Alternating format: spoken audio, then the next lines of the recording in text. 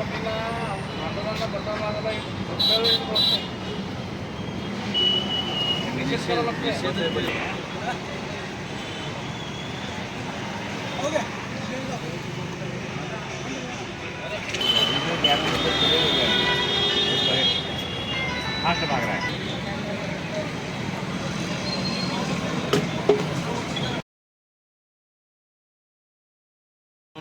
मागं 6 तारखेला उपोषण करून मी कागदपत्र मिळवले आहेत ग्रामपंचायतीने.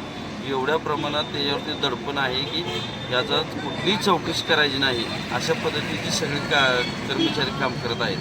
तर याची चौकशी व्हावी आणि संबंधितावरती कारवाई व्हावी म्हणून मी आज या ठिकाणी उपोषणाला बसलो आहे. करताच बिले काढलेली आहेत. कुठले काम आहेत तसं?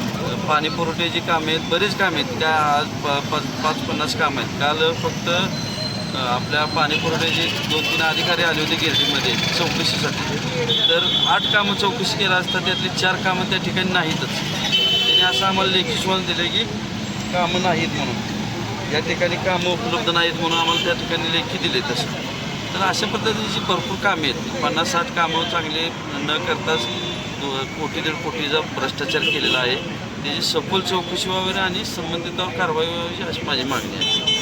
तानाजी मोठे माजी सभापती जिल्हा परिषद सोलापूर आज या ठिकाणी उपोषणाला बसण्यास कारण मी 4-5-2026 त्यानंतर 3-6-2026 आणि 10-6-26 रोजी माननीय मुख्य कार्यकारी अधिकारी यांना निवेदन दिले होते की गिरडी ग्रामपंचायतीमध्ये 2021 ते 26मध्ये मोठ्या प्रमाणात भ्रष्टाचार झालेला आहे.